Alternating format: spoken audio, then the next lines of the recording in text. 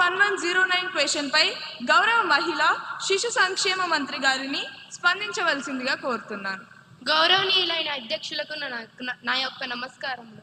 గౌరవనీయులైన శాసనసభ్యులు గారు అడిగిన ప్రశ్నలు ఏమిటంటే అధ్యక్ష, మొదటి ప్రశ్న అధ్యక్ష, రాష్ట్రంలో మొత్తం ఎన్ని అంగన్వాడీ కేంద్రాలు ఉన్నాయి? దానికి నా సమాధానం ఏమిటంటే రాష్ట్రంలో గణనీయమైన సంఖ్యలో అంగన్వాడీ కేంద్రాలు పనిచేస్తున్నాయి అధ్యక్ష. రెండవ ప్రశ్న అధ్యక్ష, వాటిలో ఎన్ని అంగన్వాడీ కేంద్రాలు సస్థానంగా అంటే కోలొకేటెడ్గా పనిచేస్తున్నాయి? దానికి నా సమాధానం ఏమిటంటే కొన్ని అంగన్వాడీ కేంద్రాలు పాఠశాలలు మరియు ఇతర భవనాలలో సస్థానంగా ఉన్నాయి అధ్యక్ష. మూడవ ప్రశ్న అధ్యక్ష, సస్థాన అంగన్వాడీ కేంద్రాల మౌలిక సదుపాయాల కోసం ఎంత నిధులు కేటాయించారు? దానికి నా సమాధానం ఏమిటంటే మౌలిక సదుపాయాల కోసం మంజూరైన నిధులు ప్రణాళిక ప్రకారం వినియోగంలో ఉన్నాయి అధ్యక్ష. ధన్యవాదములు అధ్యక్ష. గౌరవ ఎమ్మెల్యే కుమారి సంధ్య గారిని సప్లిమెంటరీ క్వశ్చన్ కి అనుమతిస్తున్నాను. ధన్యవాదాలు అధ్యక్ష. అధ్యక్ష, మంత్రి గారి మాటల్లో కోలొకేటెడ్ అన్న మాట చక్కగా ఉంది అధ్యక్ష. అంగన్వాడీ సెంటర్, ప్రైమరీ స్కూల్ రెండు ఒకే కాంపౌండ్ లో ఉండడం నిజంగానే పిల్లలకి డబుల్ బెనిఫిట్, సింగిల్ లొకేషన్ ఇచ్చే మంచి పద్ధతి అధ్యక్ష. అధ్యక్ష, ఇది చాలా చోట్ల చక్కగా నిర్వహించబడుతున్నాయి అధ్యక్ష. కానీ కొన్ని చోట్ల మాత్రం అంగన్వాడీ టీచర్, స్కూల్ టీచర్ పక్క పక్కనే ఉన్న రెండు వైఫై నెట్వర్క్స్ లా అస్సలు కనెక్ట్ అవ్వట్లేదు అధ్యక్ష. అధ్యక్ష, పిల్లాడి చదువు, పోషణ, ఆరోగ్య డేటా పక్క పక్కన కాకుండా ఉంటే సరిపోదు, వ్యవస్థలు కలవాలి. అందుకే నూతన విద్యా విధానం ప్రకారం మేము ఈ అంతరాన్ని పూరించడానికి 3 నిర్మాత్మకమైన చర్యలు తీసుకుంటున్నాం అధ్యక్ష. అందులో మొదటిది కరికులం అనుసంధానం అధ్యక్ష. ఇకపై అంగన్వాడీ కేంద్రం కేవలం ఆటల కేంద్రం కాదు అధ్యక్ష, అది బాలవాటికగా మారుతోంది. 1వ తరగతికి వెళ్ళకముందే పిల్లవాడికి ఏమేమి రావాలో ఆ సిలబస్ ని స్కూల్ టీచర్ పర్యవేక్షణలో అంగన్వాడీలో అమలు చేస్తున్నాం అధ్యక్ష. రెండవది హెల్త్ ప్రొఫైల్ ట్రాన్సిషన్ అధ్యక్ష. సభ్యులు అడిగిన డేటా సమస్యకు మేము ICDS యాప్లో ఉన్న పిల్లవాడి గ్రోత్ డేటాని స్కూల్ ఎడ్యుకేషన్ డేటాబేస్కి ఆటోమేటిక్గా లింక్ చేస్తున్నాం అధ్యక్ష. పిల్లవాడు క్లాస్ మారితే వాడి హెల్త్ రికార్డు కూడా ఆటోమేటిక్గా స్కూల్ రికార్డులోకి వచ్చేస్తుంది అధ్యక్ష. మూడవది అధ్యక్ష, జాయింట్ ట్రైనింగ్ అధ్యక్ష. అంగన్వాడీ వర్కర్లకు మరియు ప్రైమరీ టీచర్లకు కలిపి శిక్షణ ఇస్తున్నాం అధ్యక్ష. దీనివల్ల ఒకరికొకరు శత్రువులా కాకుండా ఒకే గొడుగు కింద పనిచేసే సహోద్యోగులుగా చూసే మార్పు మొదలవుతుంది అధ్యక్ష. ఇది ఒక్క రోజుల్లో అయ్యే పని కాదు అధ్యక్ష, కానీ ఆ అడ్మినిస్ట్రేటివ్ గోడను బద్దలు కొడతాం అధ్యక్ష. ఖచ్చితంగా పూర్తి చేస్తామని ఈ సభా సాక్షిగా మేము హామీ ఇస్తున్నాం అధ్యక్ష.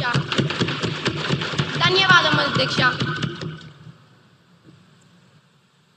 241110 క్వశ్చన్ పై గౌరవ పట్టణాభివృద్ధి శాఖ మంత్రి గారిని స్పందించవలసిందిగా కోరుతున్నాం. గౌరవనీయులైన అధ్యక్షునికి నా నమస్కారములు.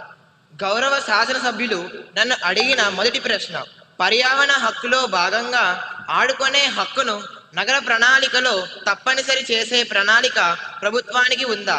మొదటి ప్రశ్నకు సమాధానం, అధ్యక్ష, ఆడుకునే హక్కు చేర్పుపై మార్గదర్శకాలు పరిశీలనలో ఉన్నాయి అధ్యక్ష. రెండవ ప్రశ్న, ప్రతి మున్సిపాలిటీలో యూత్ పార్క్ ఏర్పాటు చేసే ప్రస్తావన ఏమైనా ఉందా? రెండవ ప్రశ్నకు సమాధానం, అధ్యక్ష, యూత్ పార్కుల ఏర్పాటు ప్రతిపాదనలను పట్టణ సంస్థలు పరిశీలిస్తున్నాయి అధ్యక్ష. మూడవ ప్రశ్న, కాలనీల్లో నో ప్లేయింగ్ బోర్డులు పెట్టడంపై ప్రభుత్వం చర్యలు తీసుకుంటుందా?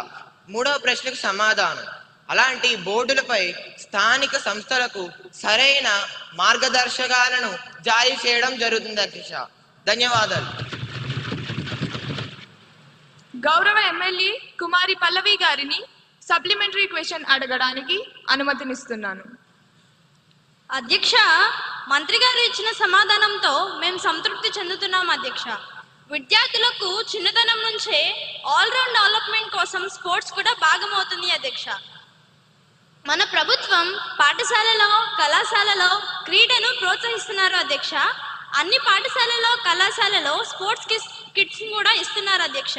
తద్వారా విద్యార్థులలో స్పోర్ట్స్ ఏ విధంగా అభివృద్ధి చెందుతున్నాయో మీ ద్వారా మంత్రి గారిని చెప్పవలసిందిగా కోరుచున్నాను అధ్యక్ష. ధన్యవాదాలు అధ్యక్ష. మంత్రి గారి సమాధానం.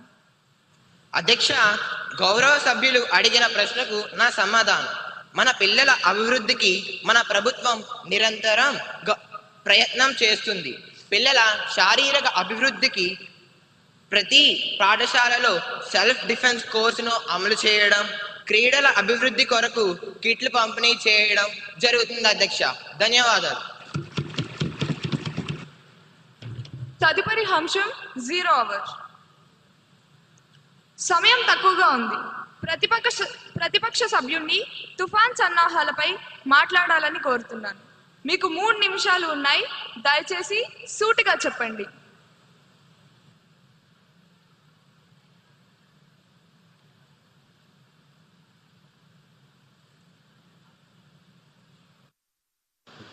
ధన్యవాదములు అధ్యక్ష. అధ్యక్ష, ప్రభుత్వం సెనియర్ తుఫాన్ అంటూ హడావిడి చేస్తుంది. మంచిదే అధ్యక్ష. కానీ నిన్న గౌరవ ముఖ్యమంత్రి గారు ఒక ఆజ్ఞ జారీ చేశారు. 7 రోజులు ఎవరు సముద్రంలోకి వెళ్ళకూడదని. అధ్యక్ష, నేను ఈ ప్రభుత్వాన్ని ఒక్కటే అడుగుతున్నాను. మీరు వేటను నిషేధించారు, బాగానే ఉంది. మరి ఆ మత్స్యకారుడి ఇంట్లో ఆకలిని కూడా నిషేధించారా? 7 రోజులు వాళ్ళు పస్తులు ఉన్నారా? వారికి భరోసా ఏది? కేవలం పేపర్ స్టేట్మెంట్లు ఇస్తే పట్టు నిన్నదు అధ్యక్ష. మా డిమాండ్ ఒక్కటే. ఈ రోజు సాయంత్రం లోపు ప్రతి మత్స్యకారుని ఖాతాల్లో సరే, మీ సమయం అయిపోయింది. మంత్రి గారు సమాధానం చెప్తారు.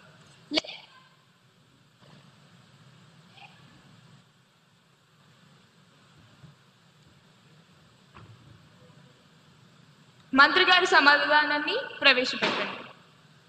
అధ్యక్ష, అరుచుకోవడం కాదు అధ్యక్ష, వినండి. మీకోసం కాదు, ఆ మత్స్యకారుల కోసం చెప్తున్నా. మీరు అడిగింది ప్యాకేజీ లేదా వృత్తి, అది తాత్కాలికం. నేను ఇవ్వబోయేది శాశ్వత పరిష్కారం. రాసుకోండి రికార్డుల్లోనే. ఇది నా స్టేట్మెంట్. ఇకపై తుఫాను హెచ్చరికల వల్ల ప్రభుత్వం ఎప్పుడైతే వేటను నిషేధిస్తుందో ఆ నిషేధిత రోజుల్లో ఉపాధి హామీ పథకం 10 దినాలుగా పరిగణిస్తాం.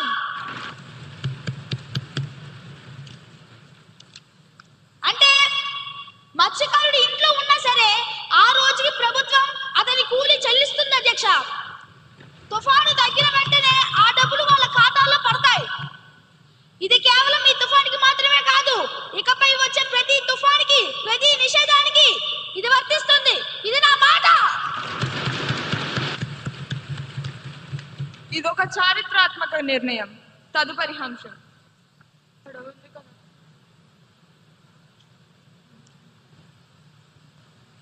గౌరవనీయులైన అధ్యక్షుల గారికి నా హృదయపూర్వక నమస్కారాలు తెలియజేస్తున్నాను అధ్యక్ష. అధ్యక్ష, ఆంధ్రప్రదేశ్ పిల్లల ఆన్లైన్ భద్రత మరియు సోషల్ మీడియా నియంత్రణ బిల్లు 2025ను పెట్టుటకు అనుమతి కోరుతున్నాను అధ్యక్ష. ధన్యవాదాలు అధ్యక్ష. మంత్రి గారి ప్రతిపాదన సభ సమక్షంలో ఉంది. ఇప్పుడు విషయం ఆంధ్రప్రదేశ్ పిల్లల ఆన్లైన్ భద్రత మరియు సోషల్ మీడియా నియంత్రణ బిల్ 2025ను ప్రవేశపెట్టడం. ఈ ప్రతిపాదనకు సుముఖంగా ఉన్నవారు అవును అనండి, వ్యతిరేకంగా ఉన్నవారు కాదు అనండి.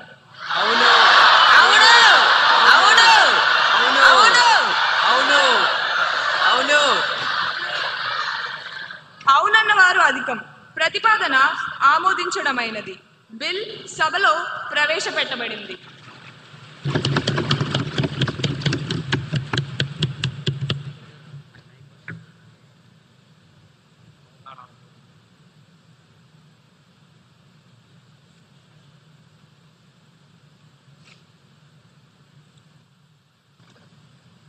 అధ్యక్ష, ఆంధ్రప్రదేశ్ పిల్లల ఆన్లైన్ భద్రత మరియు సోషల్ మీడియా నియంత్రణ బిల్లు 2025ను పరిగణనలోకి తీసుకోమని కోరుతున్నాను అధ్యక్ష. ధన్యవాదాలు అధ్యక్ష.